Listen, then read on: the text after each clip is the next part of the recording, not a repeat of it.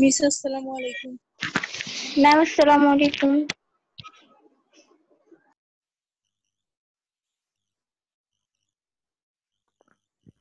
শুনতে পাচ্ছ তোমরা আমাকে?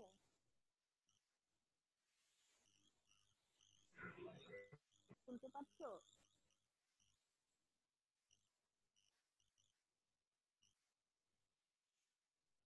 হ্যালো, তোমরা কি আমাকে শুনতে পাচ্ছ? ম্যাম আসসালামু আলাইকুম। ওয়ালাইকুম সালাম। তোমরা আমাকে শুনতে পাচ্ছ? মিস আসসালামু আলাইকুম। ম্যাম আসসালামু আলাইকুম।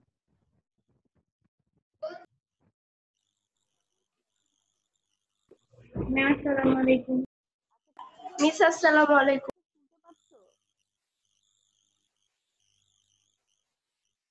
আনমিউট করে কেউ একজন বলো তো শুনতে পাচ্ছ কিনা? লাবিবা, তুমি আমাকে শুনতে পাচ্ছ? ম্যাম আসসালামু আলাইকুম।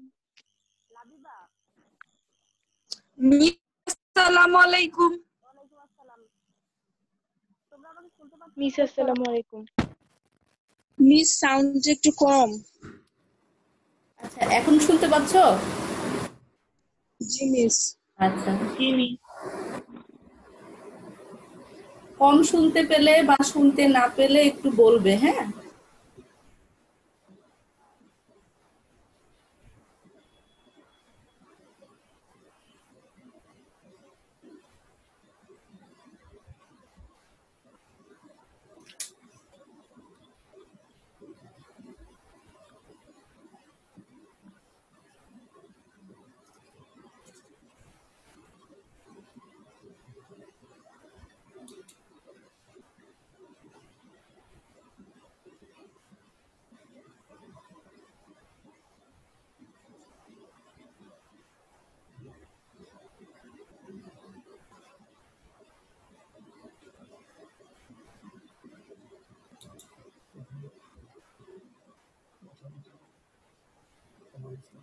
সবাই কেমন আছো তোমরা?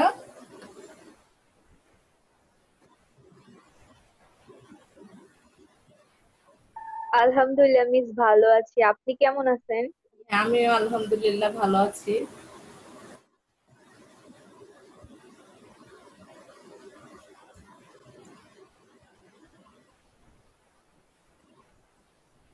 আচ্ছা, তাহেরা আছো?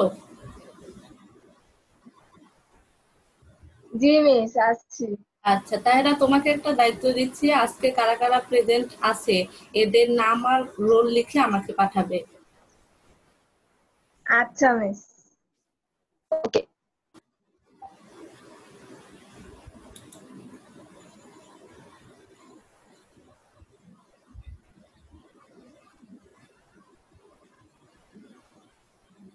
তোমাদের পড়াশোনা কেমন হচ্ছে বলো তো?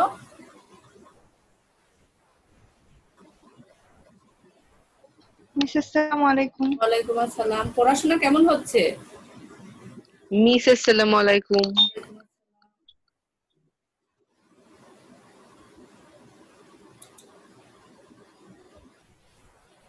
জি মিস, ভালোই হচ্ছে। আলহামদুলিল্লাহ।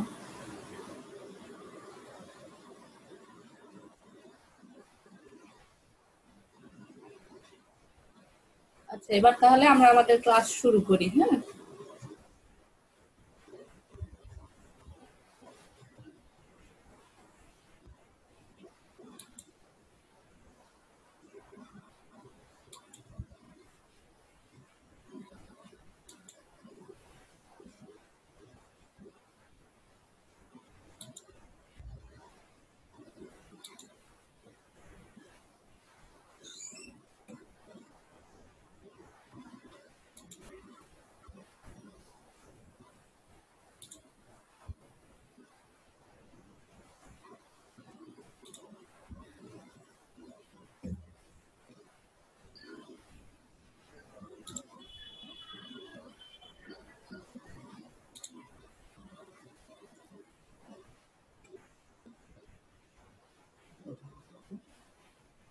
আচ্ছা, তোমরা কিছু দেখতে পাচ্ছ? আমি স্ক্রিন শেয়ার করেছি, কিছু দেখতে পাচ্ছ?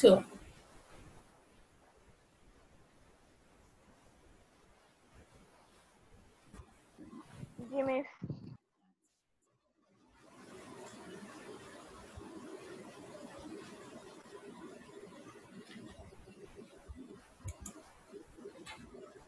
আচ্ছা, তোমাদের আজকের ক্লাসে সবাইকে স্বাগতম। আজকের আলোচনার বিষয় সৃজনশীল প্রশ্ন উত্তর। গত বেশ কিছু ক্লাস ধরে আমি তোমাদের সাথে সৃজনশীল প্রশ্ন উত্তর নিয়ে আলোচনা করছি। আমি তোমাদেরকে যেটা বলবো শুরুতে সেটি হচ্ছে ক্লাস 10-এও কিন্তু তোমাদের যে অধ্যায়গুলো রয়েছে সেই অধ্যায়গুলোই ওদের সাথেও আলোচনা করা হচ্ছে, অর্থাৎ সৃজনশীল প্রশ্ন নিয়ে আলোচনা করা হচ্ছে। তাই তোমরা কি করবে, ক্লাস 9-এর ক্লাসগুলো কিন্তু তোমরা দেখবে।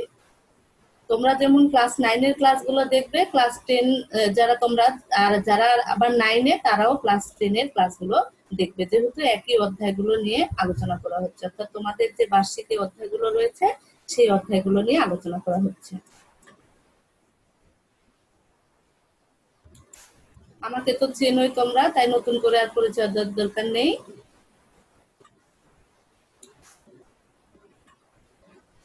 আচ্ছা, তাহলে দেখো এখানে একটি সৃজনশীল প্রশ্ন রয়েছে। যেহেতু তোমাদের সামনে পরীক্ষা, আগামী বছর 2021 সালের তোমরা পরীক্ষার্থী, সেহেতু আমি তোমাদেরকে বোর্ড কোশ্চেন গুলো এখন থেকে 2018 ধরো শুরু করলাম, 2-3টি সৃজনশীল 2018 সালের করিয়েছি। এভাবে 2018 সাল শেষ করব, তারপরে 2017 যাব বা 16 যাব। স্যার যদি 17 করে তাহলে আমি হয়তো 16 করাবো, বা জোর সালগুলো আমি করাবো, স্যার হয়তো বেজোর সালগুলো করাবেন। এভাবে আমরা দুজনে মিলে ভাগ করে তোমাদেরকে সৃজনশীল প্রশ্নগুলো কিভাবে লিখলে তোমরা ফুল নম্বর পাবে সেইভাবে আমরা তোমাদেরকে দেখাবো। তাহলে দেখো এখানে একটি সৃজনশীল রয়েছে, অর্থাৎ উদ্দীপক রয়েছে। উদ্দীপকে দেখো একটি উদ্দীপকে এখানে একটা বিকার ধরো, এই বিকারে কি রয়েছে, সোডিয়াম কার্বনেটের দ্রবণ রয়েছে। দ্রবণের পরিমাণটা রয়েছে 250 ml। আর এখানে এই সোডিয়াম কার্বনেট, ওয়ালাইকুম আসসালাম, সোডিয়াম কার্বনেট রয়েছে 26.5 গ্রাম।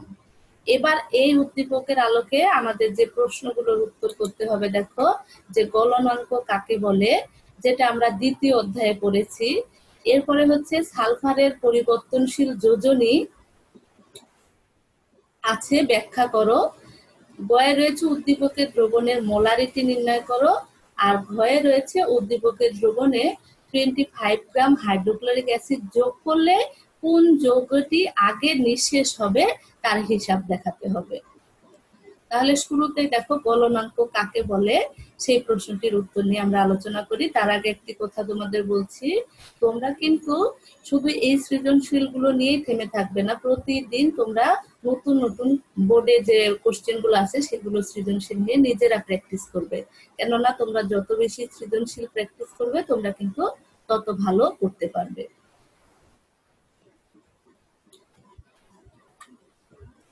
তাহলে দেখো কয়ে যে প্রশ্ন ছিল যে গলনাঙ্ক কাকে বলে।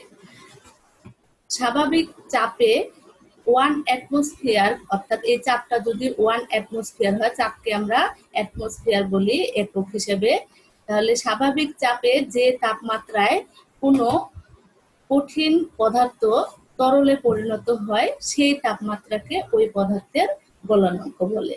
তাহলে বিষয়টি ভালো করে খেয়াল করো যে স্বাভাবিক চাপ হতে হবে, সেই চাপটা হবে 1 অ্যাটমসফিয়ারিক। আর যে তাপমাত্রায়, আর এখানে যে তাপমাত্রা প্রয়োগ করা হবে সেই তাপমাত্রাটায় কোনো কঠিন পদার্থ, ভালো করে কিন্তু খেয়াল করবে যে কঠিন পদার্থ যদি তরলে পরিণত হয় তবে ওই তাপমাত্রাকে বলবো ওই পদার্থের গলনাঙ্ক। আশা করি তোমরা বুঝতে পেরেছ। এটার সাথে যদি কোনো প্রশ্নে আসে যে স্ফুটনাঙ্ক কাকে বলে, তাহলে কিন্তু আমরা সেই সংজ্ঞাটিও দিতে পারবো। সংজ্ঞাটি তোমরা খাতা কলম কাছে থাকলে লিখে নাও যে 1 বায়ুমণ্ডলীয় চাপে তাপ প্রদানের ফলে যে তাপমাত্রায় কোনো তরল পদার্থ গ্যাসীয় পদার্থে পরিণত হয়। শুধু একটাই পার্থক্য কি হবে, স্বাভাবিক চাপে 1 অ্যাটমসফিয়ারিক তো হবে, যে তাপমাত্রায় কোনো কি পদার্থ হবে, এখানে তরল পদার্থ গ্যাসীয় পদার্থে পরিণত হয়, সেইটা হচ্ছে স্ফুটনাঙ্ক। তাহলে দুইটার মধ্যে পার্থক্য ভালো করে খেয়াল করো যে গলনাঙ্ক হচ্ছে কঠিন পদার্থ থেকে তরলে পরিণত হবে, আর স্ফুটনাঙ্ক হচ্ছে তরল পদার্থ গ্যাসীয় পদার্থে পরিণত হবে। এইটুকুই হচ্ছে গলনাঙ্ক আর স্ফুটনাঙ্কের মধ্যে পার্থক্য। একজন রেসপন্স করো তো। মৌ, তুমি কি বুঝতে পেরেছো? মৌ আসো?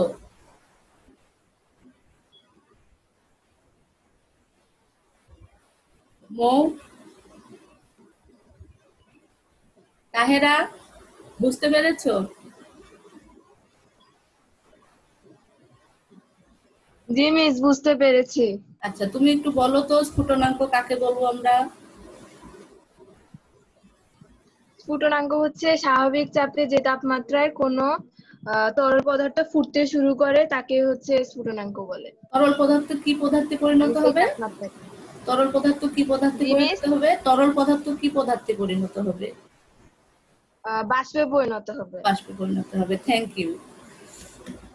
আচ্ছা, ওয়েলকাম। এবার ক্ষয়ে যে প্রশ্ন ছিল যে সালফার পরিবর্তনশীল যোজনী প্রদর্শন করে, তার ব্যাখ্যা করো। এই প্রশ্নটি তোমরা আগে পড়েছো কিনা আমি জানি না, কিন্তু এই প্রশ্নটি তোমাদের জন্য খুব ইম্পর্টেন্ট। শুধু সালফার নয়, যেগুলো মৌল পরিবর্তনশীল যোজনী প্রদর্শন করে সেই সবগুলোই তোমাদের জানতে হবে। এটা ব্যাখ্যা করার পরে আমি তোমাদেরকে অন্য দু একটি বাড়ির কাজ হিসেবে দিয়ে দিব, যেগুলো করে তোমরা আগামী ক্লাসে আমাকে দেখাবে। তাহলে দেখো, সালফার যেহেতু অধাতু, তাহলে অধাতু মৌলের যোজ্যতা স্তরে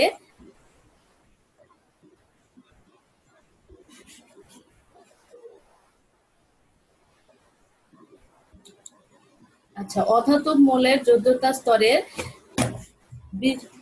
বিজোড় ইলেকট্রন সংখ্যাকে ওই মৌলের যোজনী বলে। আচ্ছা, প্রথমে আমরা এখানে যে যোজনীর সংজ্ঞা দিলাম, তার আগে আমরা যোজনীর সংজ্ঞা হিসেবে কি জানি, যে যোজনী হলো একটি মৌল অন্য মৌলের সাথে যুক্ত হওয়ার সামর্থ্য। এই সংজ্ঞাটি আমরা প্রত্যেকেই জানি। যোজনী হলো একটি মৌল অন্য মৌলের সাথে যুক্ত হওয়ার সামর্থ্য। তাহলে আর এখানে কি সংজ্ঞা দেওয়া রয়েছে, যে অধাতব মৌলের যোজ্যতা স্তরের বিজোড় ইলেকট্রন সংখ্যাকে ওই মৌলের যোজনী বলে। অর্থাৎ লাস্টের যে কক্ষপথ গুলো থাকবে সেগুলোতে বিজোড় যে ইলেকট্রন সংখ্যা, সেটি হচ্ছে ওই মৌলের যোজনী। এবার দেখো, সালফার পরিবর্তনশীল যোজনী যে প্রদর্শন করে, কারণ হচ্ছে সালফার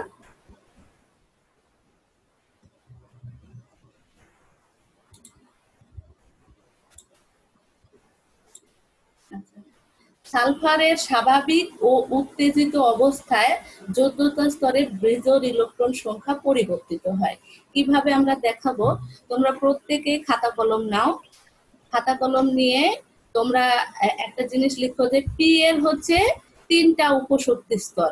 সেই তিনটা উপশক্তি স্তর, একটা হচ্ছে পি এক্স, একটি হচ্ছে পি ওয়াই, আর একটি হচ্ছে পি জেড। এটা হয়তো বা তোমরা অনেকেই জানো। আর ডি তে লিখবা হচ্ছে 5টা ঘর আঁকো। 5টা ঘরে প্রথমে ডি হচ্ছে এক্স ওয়াই, তারপরে ডি হচ্ছে ওয়াই জেড, তারপরে ডি হচ্ছে জেড এক্স, তারপরে ডি হচ্ছে x square minus Y square, আর লাস্টে হচ্ছে ডি হচ্ছে জেড স্কোয়ার। আমি আবার বলছি, পি তে হচ্ছে তিনটা ভাগ, p x, P Y, P z. আর ডি তে হচ্ছে 5টি ভাগ, d x y, d y z, d z x, d x square minus Y square, আর লাস্টে হচ্ছে ডি জেড স্কোয়ার। আচ্ছা, শিথিলা আসো? জি মিস। আচ্ছা, তুমি লিখেছো? কি মিস? আমি যেটা বললাম এইমাত্র, যে পি তে 3টা ভাগ আর ডি তে 5টা ভাগ, এটা লিখেছো? জি মিস। আচ্ছা, বলো তো পি তে কি কি? মিস পি তে হচ্ছে যে p x, P Y, P z, আর আর ডি ডি তে? তে হলো এক্স ওয়াই, ওয়াই জেড আর জেড এক্স। 5টা তো বললাম, তাহলে তো 3টি হলো, আর 2টি? আচ্ছা, আবারও বলছি, প্রত্যেকেই ভালো করে শোনো। ডি তে হচ্ছে 5টি, d x y, y z, z x, x square minus Y square, আর হচ্ছে জেড স্কোয়ার। আচ্ছা, এবার একটু রেসপন্স করো তো। আফিয়া আসো? আফিয়া, যখন যাকে ডাকবো সে আনমিউট করে কথা বলবে। আফিয়া আছো? জি মিস। হ্যাঁ, আফিয়া বলো তো, দিতে কি যে 5টা যে ভাগ বললাম, কি কি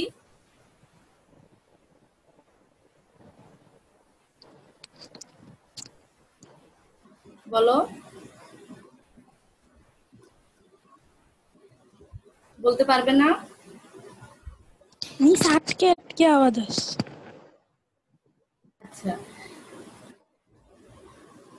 মোহনা আছো? মোহনা আনমিউট করে কথা বলবে। জি মিস বলেন। হ্যাঁ মোহনা বলো তো, দিতে যে আমি 5টি ভাগ বললাম, কি কি বললাম?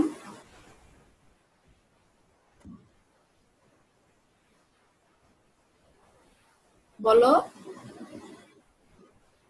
মিস ডিতে হবে হইছে এক্স ওয়াই ওয়াই জেড তারপর এক্স জেড। না না না, ভালো করে বলো। দিতে হবে এক্স ওয়াই ওয়াই জেড, তারপরে জেড এক্স, তারপরে হচ্ছে x square minus Y square, আর লাস্টে হচ্ছে ডি জেড স্কোয়ার।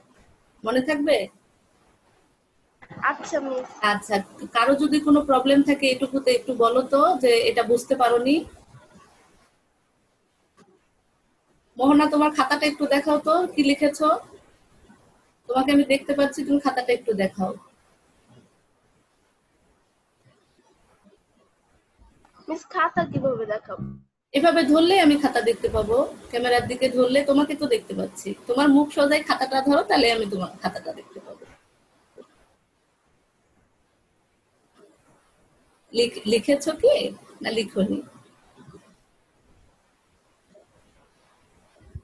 আমি লিখেছি। ঠিক আছে, ধন্যবাদ। আচ্ছা, তাহলে দেখো এবার আমরা দেখি যে এটা যোজ্যতা স্তরে যে বিজোড় ইলেকট্রন সংখ্যা কিভাবে এটা চেঞ্জ হচ্ছে। দেখো, প্রথমে যখন আমরা সালফারের ইলেকট্রন বিন্যাস করব, এটা হচ্ছে সালফারের ইলেকট্রন বিন্যাস, যেটাতে পি তে কয়টা ইলেকট্রন আসে? 4টা। প্রথমে যেহেতু বললাম যে পি তে হচ্ছে 3টা ভাগ থাকে, P x, P Y, P Z. প্রথমে একটা করে ইলেকট্রন দিব, এরপরে যদি ইলেকট্রন বেশি থাকে তখন প্রথমে এক্স এ দিব, তারপরে ওয়াই এ দিব, তারপর জেড এ দিব। তাহলে যেহেতু পি তে 4টি ইলেকট্রন ছিল, p x, P Y, P z এ একটি একটি করে দেওয়ার পরে একটি ইলেকট্রন অবশিষ্ট থাকে, সেটা আমরা পি এক্স এ দিয়ে দিলাম। এবার দেখো এখানে যেহেতু 2টি বেজোড় ইলেকট্রন রয়েছে, তাই এর যোজনী হচ্ছে 2। যখন সালফারকে উত্তেজিত, এটা মানে হচ্ছে উত্তেজিত করা বা এক্সাইটেড করা, সেটা যখন করব তখন কি হবে? এই যে পি এক্স এ যে 2টি ইলেকট্রন এখানে ছিল, এখান থেকে একটা ইলেকট্রন 3p এর পরেই 3d চলে আসে। যদিও আমরা দেখেছি যে 4s আগে আসে, কিন্তু যেহেতু এখানে এক্সাইটেড করলে পরের স্তরটা 3d, এর জন্য 3d xy একটা ইলেকট্রন চলে গেল। তাহলে দেখো এখানে 1টি 2টি 3টি 4টি বিজোড় ইলেকট্রন দেখা যাচ্ছে, তাই এর যোজনী হচ্ছে 4। আবার যখন সালফারকে পুনরায় এক্সাইটেড করা হবে তখন কি হবে? এই যে এস এ যে 2টি ইলেকট্রন ছিল, সেখান থেকে একটি ইলেকট্রন 3d xy তো একটি গিয়েছিল, আবার কোথায় যাবে? 3d yz তে একটি ইলেকট্রন যাবে। তাহলে এর যোজনী দেখো এখানে 6টা ইলেকট্রন আনপেয়ার্ড রয়েছে বা এককভাবে রয়েছে, এই জন্য এখানে যোজনী হচ্ছে 6।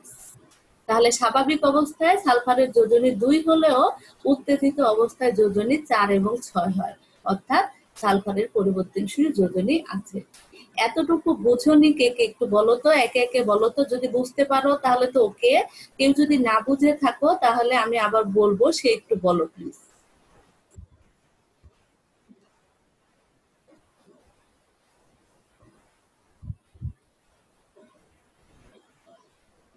মিস উত্তেজিত অবস্থাটা আরেক বলবেন? হ্যাঁ অবশ্যই, থ্যাংক ইউ।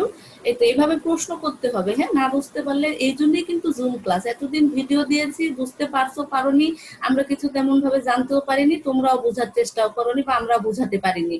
তাহলে এই জন্যই কিন্তু জুম ক্লাসের সুবিধাটাই হচ্ছে এটা যে আমরা প্রশ্ন করব এবং উত্তরটা জেনে নিব। তাহলে দেখো আমরা দেখি এক্সাইটেড স্তরটা কি। প্রথমে দেখো এখানে যখন ইলেকট্রন বিন্যাস প্রথমে করলাম উত্তেজিত করার আগে, তখন এস এ 2টা ইলেকট্রন ছিল, আর p x, P Y, P z এ প্রত্যেকটা স্তরে আগে আমরা একটা করে ইলেকট্রন দিব। দেওয়ার পরে যদি আমার ইলেকট্রন অবশিষ্ট থাকে তাহলে প্রথমে এক্স এ দিব, তারপরে ওয়াই তে দিব, তারপর জেড এ দিব। তাহলে দেখো এখানে 3টি দেওয়ার পরে একটা একটা করে 3টি দেওয়ার পরে আরেকটা ইলেকট্রন অবশিষ্ট থাকে, তাই এখানে 2 দিলাম। এরপর যখন উত্তেজিত করা হলো, এই যে এক্স এ যে 2টি ইলেকট্রন আছে সেটা কোথায় চলে গেল? 3d xy এ চলে গেল, তখন এখানে একটা সিঙ্গেল ইলেকট্রন হয়ে গেল। তাহলে দেখো এখানে 4টা সিঙ্গেল ইলেকট্রন থাকলো, তাই এর যোজনী হচ্ছে 4। আবার যখন পুনরায় যখন একে এক্সাইটেড করা হলো তখন এই যে এখানে 3s এ যে দুইটি ইলেকট্রন ছিল সেখানে একটি হয়ে গেল আর এই ইলেকট্রনটি চলে গেল হচ্ছে 3d-YZ তে। তখন দেখো এখানে 6টা হচ্ছে একক ইলেকট্রন হয়েছে, তাই এর যোজনী হচ্ছে 6। বুঝতে পেরেছো? আচ্ছা, এবার তোমাদের একটা কাজ দিচ্ছি, এখান থেকে তোমরা যে কাজটি করবে যে পিতে অর্থাৎ ফসফরাসের পরিবর্তনশীল যোজনী এইটা তোমরা বের করে রাখবে। আগামী ক্লাসে আমি শুরুতেই তোমাদের খাতাটা দেখবো, তোমরা যেমন তোমাদের ভিডিও অন দেখে তোমাদের দেখাতে পাচ্ছ তেমন ভাবে খাতাটা উঁচু করে ধরলে আমি খাতাটা দেখতে পাবো। তোমাদের এটা কিন্তু HW থাকলো যে ফসফরাস পরিবর্তনশীল যোজনী প্রদর্শন করে, ব্যাখ্যা করো। এই প্রশ্নটা তোমাদের HW থাকলো। এবার গয়ে আসি। গয়ে আমাদের কি ছিল, যে উদ্দীপকে যে দ্রবণটা তৈরি করা ছিল সেটা কিসের ছিল, সোডিয়াম কার্বনেটের, আর পরিমাণ ছিল হচ্ছে 26.5 গ্রাম। আর পরিমাণ দিয়ে সোডিয়াম কার্বনেট দিয়ে সলিউশনটা তৈরি করা ছিল। আর দ্রবণের আয়তন ছিল 250 ml। এখান থেকে আমাদের বের করতে বলা হয়েছিল যে মোলারিটি কত হবে, ওই দ্রবণের মোলারিটি কত হবে। তাহলে মোলারিটি বের করতে গেলে আমরা এখানে দেখো, আমরা জানি যে এস সমান সমান এটা লেখা রয়েছে, তোমরা এটা লিখবে না। তোমরা শুরুতেই আমরা এস সমান সমান না লিখে কি লিখবো, যে ডাব্লিউ সমান সমান এসএমভি ডিভাইডেড বাই 1000। এটা হচ্ছে আমাদের মূল সূত্র। সব সময় তোমরা মূল সূত্রটা আগে লিখবে, তারপর ওখান থেকে যেটা বের করতে বলেছে সেটা বাম পাশে নিয়ে অন্যগুলো ডান পাশে কনভার্ট করে দিবে। তাহলে সূত্র আমাদের কি হবে, যে W = SMV ডিভাইডেড বাই 1000। এটা হচ্ছে আমাদের সূত্র। সেখান থেকে যেহেতু আমার মোলারিটি বের করতে বলা হয়েছে তাই আমরা এসটাকে এদিকে নিয়ে নিলাম। নিলে তাহলে আমার কি হতো, যেহেতু W = SMV বাই 1000, তাহলে 1000টা ডাব্লুর সাথে গুণ হয়ে যাবে। যখন আড়াআড়ি করব তখন এটার সাথে গুণ হয়ে গেলে কি হবে, যে তখন আমরা লিখতে পারবো যে S সমান সমান 1000W ডিভাইডেড বাই MV। এটা আমাদের সূত্র দাঁড়ালো যে আমাকে এস বের করতে হলে। তাহলে 1000 এখানে বসিয়ে দিলাম, আর ডাব্লুর পরিমাণ দেওয়া ছিল 26.5 গ্রাম। আর হচ্ছে এমটাকে আমাদের বের করে নিতে হবে। যে দ্রব্যের দ্রব্যের নাম দেওয়া থাকবে সেই দ্রব্যের তোমাদের আণবিক ভরটা বের করে নিতে হবে। আণবিক ভর আমরা কিভাবে বের করি তোমরা হয়তো প্রত্যেকেই জানো, তারপরে আমি বলছি। যেহেতু সোডিয়াম কার্বনেট Na2, তাহলে সোডিয়ামের হচ্ছে পারমাণবিক ভর হচ্ছে 23।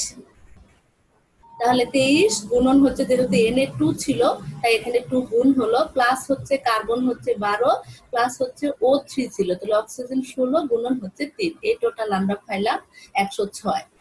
এবার এটা এখানে বসিয়ে দিলাম, আর আয়তন ছিল 250 ml। তাহলে এটাকে যদি আমরা ক্যালকুলেশন করি, প্রথমে এটা গুণ করি, তারপর এটা দিয়ে ভাগ করি, তাহলে আমরা পাবো এর মোলারিটি হচ্ছে 1 মোলার। সুতরাং উদ্দীপকের দ্রবণের মোলারিটি হলো 1 মোলার।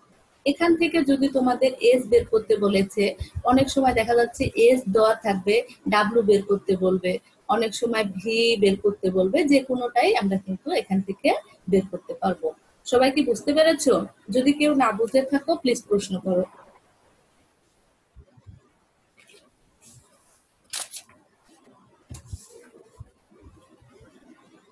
কেউ না বুঝে থাকলে একটু প্রশ্ন করো, আর কেউ প্রশ্ন না করলে আমি বুঝবো যে তোমরা সবাই বুঝে গিয়েছো, তাহলে আমি পরবর্তীতে চলে যাবো। আচ্ছা, এখান থেকেও তোমাদের একটি SW দিচ্ছি, সেটা হচ্ছে তোমরা ভালো করে খাতায় লিখো। 150 ml আয়তনিক ফ্লাক্সে 0.75 মোলার অ্যাসিটিক অ্যাসিডের দ্রবণ কিভাবে প্রস্তুত করবে? আবার বলছি, 150 ml আয়তনিক ফ্লাক্সে 0.75 মোলার অ্যাসিটিক অ্যাসিডের দ্রবণ কিভাবে প্রস্তুত করবে?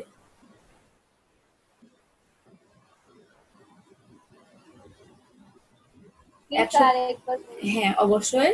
তোমরা কিন্তু সবগুলো ইংলিশে লিখবে, যে 150 মানে হচ্ছে 150 ml আয়তনিক ফ্লাক্সে 0.75 মোলার অ্যাসিটিক অ্যাসিডের, এটাই কিন্তু ভালো করে শুনে, অ্যাসিটিক অ্যাসিডের সংকেত আমি তোমাদের দিইনি, তোমরা সংকেত নিজেরাই জানো, সেটা দেখে তাহলে ওই অ্যাসিটিক অ্যাসিডের দ্রবণ কিভাবে প্রস্তুত করবে তাহলে কি বের করতে বলছে আশা করি তোমরা বুঝতে পেরেছো। 150 ml আয়তনিক ফ্লাক্সে 0.75 মোলার অ্যাসিটিক অ্যাসিডের দ্রবণ কিভাবে প্রস্তুত করবে। তাহলে দুইটা SW গেল এখন পর্যন্ত, এগুলো কিন্তু খাতায় লিখে রাখবে। এরপরে আমরা আসি ঘয়ে।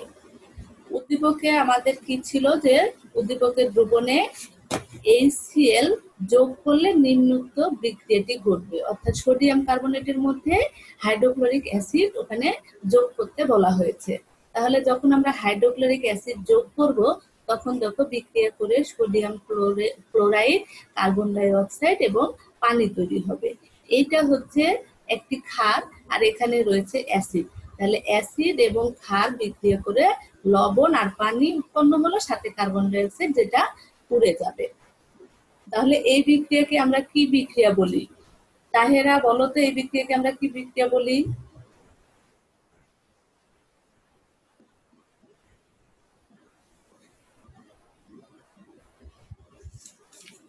তাহেরা কি নেই? যার নাম বলবো আনমিউট করে কথা বলবে। নিশাত আছো? নিশাত?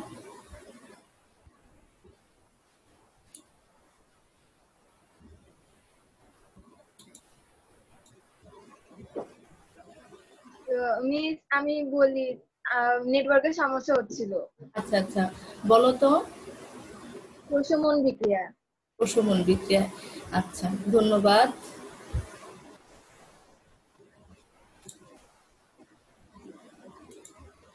আচ্ছা, তাহলে যেহেতু এই বিক্রিয়াকে প্রশমন বিক্রিয়া বলে, আর এখানে দেখো বিক্রিয়ায় আমাদের কি করতে হবে, বিক্রিয়ার সমতা করতে হবে। প্রত্যেকটি বিক্রিয়ায় কিন্তু আমাদের সমতা করে নিতে হবে। সমতা করার জন্য দেখো এই পাশে বাম পাশে যেহেতু সোডিয়াম দুটি রয়েছে, তাই ডান পাশে এখানে সোডিয়ামের আগে 2 দেওয়া হলো। আর এখানে যেহেতু হাইড্রোজেন, দেখো এখানে হাইড্রোজেন পানি হতে গেলে 2টি হাইড্রোজেন লাগে, তাই এখানে হাইড্রোজেনের আগে 2 দেওয়া হলো। আর ক্লোরিনকে সোডিয়াম যেহেতু 2 হয়ে যাচ্ছে, ক্লোরিনও 2 হয়ে যাচ্ছে। এখান থেকে দেখো দুই পাশে আমার হচ্ছে সমতা হয়েছে, অর্থাৎ এই পাশে মোলের পরিমাণ, এই পাশে মোলের পরিমাণ কিন্তু সমান রয়েছে। এবার এইটার হচ্ছে আণবিক ভর প্রথমে বের করলাম, এটা তোমরা জানো যে এটা 106 হলো। আর এইখান থেকে সোডিয়াম ক্লোরাইডের আণবিক ভর বের করলাম, যেটা আমার 73 গ্রাম হলো। এবার আমাকে দেখাতে হবে যে এটা থেকে বিক্রিয়া করে হাইড্রোক্লোরিক অ্যাসিড কতটুকু থাকে, তার সাথে কতটুকু বিক্রিয়া করে। তাহলে দেখো 106 গ্রাম সোডিয়াম কার্বনেট বিক্রিয়া করে 73 গ্রাম হাইড্রোক্লোরিক অ্যাসিডের সাথে। আচ্ছা সরি, এখানে হাইড্রোক্লোরিক অ্যাসিডের বের করা হয়েছে, আমি সোডিয়াম ক্লোরাইড বলেছিলাম, এটা হচ্ছে হাইড্রোক্লোরিক অ্যাসিড। যেহেতু আমার সোডিয়াম কার্বনেট কতটুকু হাইড্রোক্লোরিক অ্যাসিডের সাথে বিক্রিয়া করে সেটা বের করতে হবে, এটা হচ্ছে হাইড্রোক্লোরিক অ্যাসিডের আণবিক ভর। তাহলে এখানে দেখো যে 106 গ্রাম সোডিয়াম কার্বনেট বিক্রিয়া করে কতটুকু, 73 গ্রাম হাইড্রোক্লোরিক অ্যাসিডের সাথে। সুতরাং 1 গ্রাম সোডিয়াম কার্বনেট বিক্রিয়া করে এটা থেকে 73/106 গ্রাম হাইড্রোক্লোরিক অ্যাসিড। তাহলে পরিমাণ দেওয়া ছিল 26.5 গ্রাম সোডিয়াম কার্বনেট। এটা তাহলে কতটুকুর সাথে বিক্রিয়া করবে ক্যালকুলেশন করে আমরা দেখলাম 18.25 গ্রাম হাইড্রোক্লোরিক অ্যাসিডের সাথে বিক্রিয়া করে। এবার দেখো প্রশ্ন মতে HCl এর পরিমাণ কিন্তু ছিল 25 গ্রাম, প্রশ্নে দেওয়া ছিল যে HCl এর পরিমাণ হচ্ছে 25 গ্রাম, আর এখানে দেখো বিক্রিয়া করেছে 18.25 গ্রাম হাইড্রোক্লোরিক অ্যাসিডের সাথে। তাহলে কতটুকু অবশিষ্ট থাকলো, দেখো 26.5 গ্রাম সোডিয়াম কার্বনেট কিন্তু শেষ হয়ে গেল, কিন্তু কি অবশিষ্ট থাকলো, হাইড্রোক্লোরিক অ্যাসিড অবশিষ্ট থাকলো। কতটুকু অবশিষ্ট থাকলো, অবশিষ্ট থাকলো হচ্ছে 25 থেকে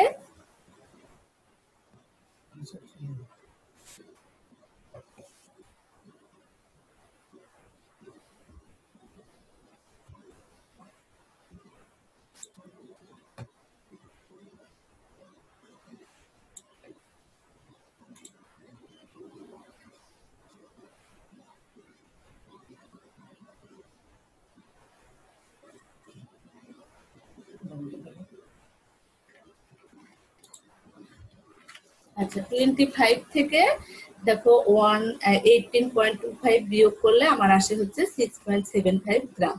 তাহলে এইটা পরিমাণ অবশিষ্ট থেকে গেল হচ্ছে হাইড্রোক্লোরিক অ্যাসিড। এবার প্রশ্নে ছিল যে কোনটি আগে শেষ হয়ে যাবে, হাইড্রোক্লোরিক অ্যাসিড নাকি সোডিয়াম কার্বনেট।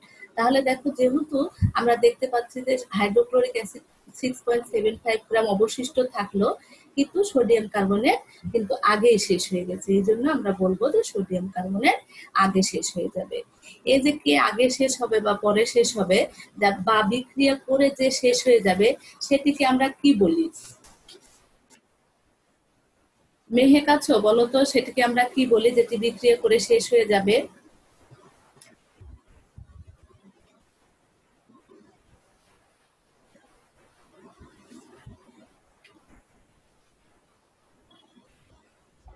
লিমিটিং বিক্রিয়ক। হ্যাঁ, লিমিটিং বিক্রিয়ক। সংজ্ঞা হিসেবে আমরা কি বলতে পারি একটু বলো তো? লিমিটিং বিক্রিয়ক আমরা কাকে বলি?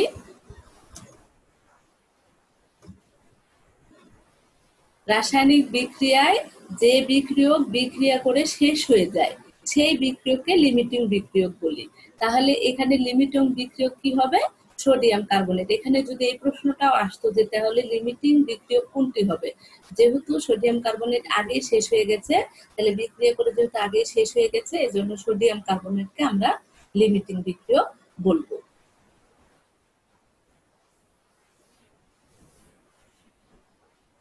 এখানে যদি কারো কোনো প্রশ্ন থাকে তাহলে বলো।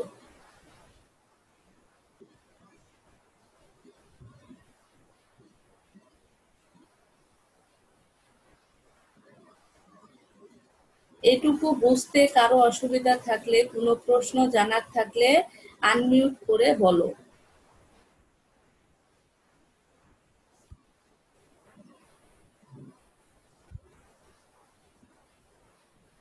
আচ্ছা, আমার মনে হচ্ছে কারো কোনো সমস্যা নেই। এবার এখান থেকে আরেকটি এইচডব্লিউ তোমাদের দিচ্ছি, সেটি হচ্ছে তোমরা একটি চিত্র আঁকো, যেরকম করে চিত্র বিকারের চিত্র আঁকা ছিল ওরকম একটি চিত্র আঁকো। চিত্রের মধ্যে তীর চিহ্ন দিয়ে দেখাবা সোডিয়াম হচ্ছে 5 গ্রাম। চিত্রের মধ্যে তীর চিহ্ন দিয়ে দেখাবা যে সোডিয়াম আছে 5 গ্রাম আর হাইড্রোক্লোরিক অ্যাসিড আছে 10 গ্রাম। এই বিক্রিয়া লিমিটিং বিক্রিয়ক কোনটি সেটা তোমাদের এইচডব্লিউ। একটি চিত্র এঁকে সোডিয়াম 5 গ্রাম আর হাইড্রোক্লোরিক অ্যাসিড হচ্ছে 10 গ্রাম। এই বিক্রিয়ায় লিমিটিং বিক্রিয়ক কোনটি সেটি তোমাদের দেখাতে হবে।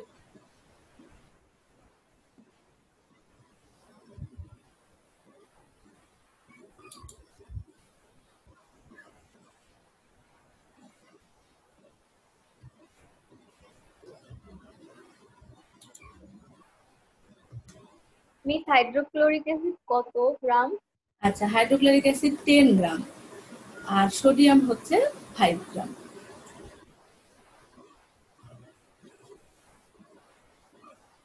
আচ্ছা, আজকের ক্লাস কি সবাই বুঝতে পেরেছো? যে প্রশ্নটি নিয়ে আলোচনা করলাম সবাই বুঝতে পেরেছো? জি মিস। ম্যাডাম ওটা কত কি বলেছেন? সোডিয়াম? হ্যাঁ, ওটা কার্বনেট? শুধু সোডিয়াম হচ্ছে 5 গ্রাম আর হচ্ছে হাইড্রোক্লোরিক অ্যাসিড হচ্ছে 10 গ্রাম। এই বিক্রিয়ার লিমিটিং বিক্রিয়ক কোনটি? ওকে মিস। আজকে যে প্রশ্নটি নিয়ে আলোচনা করলাম সবাই বুঝতে পেরেছো? জি মিস।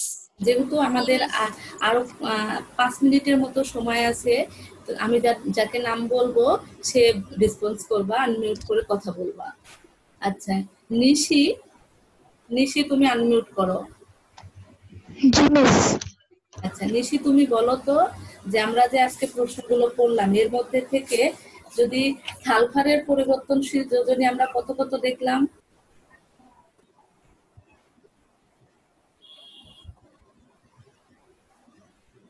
মিস কোশ্চেনটা বুঝতে পারি না, আরেকবার। হ্যাঁ, সালফারের পরিবর্তনশীল যোজনী যে আমরা দেখলাম কত কত বের করলাম আমরা সালফারের পরিবর্তনশীল যোজনী?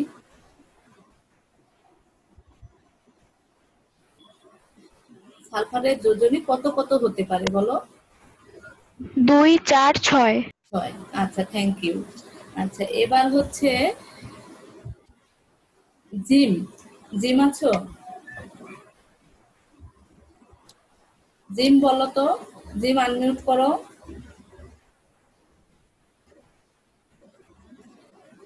জিম, তোমাকে আমি দেখতে পাচ্ছি, তুমি আনমিউট করো।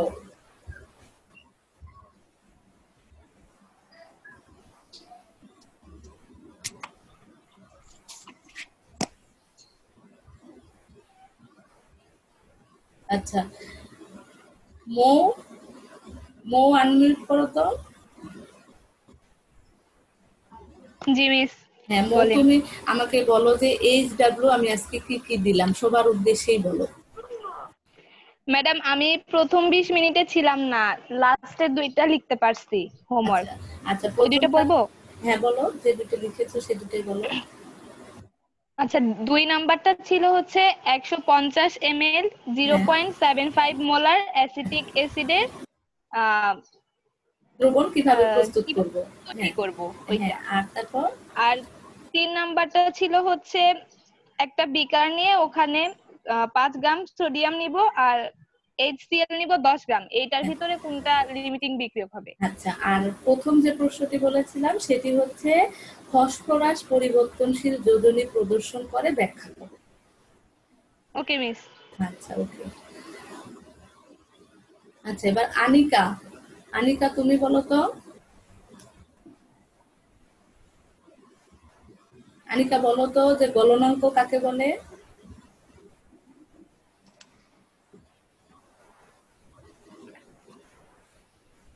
আচ্ছা, যার নাম বলি সে একটু কুইক রেসপন্স করবা। আনিকা তো আমি দেখতে পাচ্ছি যে ও আছে ক্লাসে, রেসপন্স করো না কেন? না পারলে না পারবে, কিন্তু সমস্যা নেই, রেসপন্স করতে হবে তো, তাই না?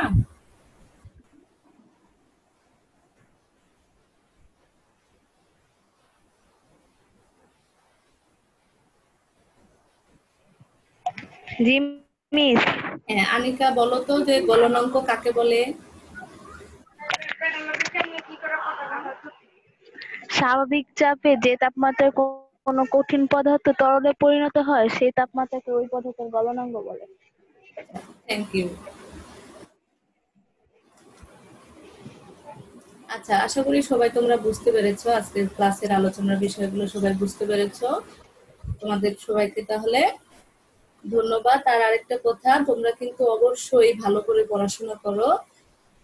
ইন্টারমিডিয়েট পরীক্ষা বাতিল হয়ে গেছে তার মানে ভেবো না যে তোমাদের পরীক্ষা বাতিল হতে পারে, এরকম কিন্তু না। তোমরা এটা না ভেবে তোমাদের পরীক্ষা হবে এইটা ভেবে ভালো করে পড়াশোনা করো, কারণ পরীক্ষা ভালো করে ভালো রেজাল্ট করতে গেলে ভালো পড়াশোনার বিকল্প কিন্তু নেই। আর বেশি বেশি করে তোমরা বইটা পড়বে, বই যত বেশি পড়বে তত কিন্তু তোমাদের জ্ঞানটা সমৃদ্ধ হবে, এবং প্রশ্ন কিন্তু বইয়ের বাইরে কখনোই হবে না, এর জন্য বইটা তোমরা অবশ্যই ভালো করে পড়বে। আর আমি যাকে দায়িত্ব দিয়েছিলাম যে আজকে কারা কারা প্রেজেন্ট আছে, সে কি লিখেছো যে কারা কারা প্রেজেন্ট আছে? ওটা কি হচ্ছে আচ্ছা। গ্রুপে দিয়ে দিব? না, গ্রুপে দিবা না, তুমি আমাকে দিবা, নাজনীন সিরাজ এটাতে আলাদাভাবে মেসেজ করবা তুমি আমাকে, ঠিক আছে? আচ্ছা আচ্ছা ঠিক আছে, মিস পাঠিয়ে দিব না। আচ্ছা, ধন্যবাদ তোমাকে, ধন্যবাদ সবাইকে। সবাই ভালো থেকো, সুস্থ থেকো, আমার জন্য সবাই দোয়া করো, তোমাদের জন্য সবার জন্য দোয়া রইলো। তোমরা ভালো থেকো আর সাবধানে থেকো। হ্যাঁ, ধন্যবাদ তাহলে সবাইকে। মিস আসসালামু আলাইকুম। ওয়ালাইকুম আসসালামু আসসালাম। আলাইকুম। আসসালামু আলাইকুম। আসসালামু আলাইকুম।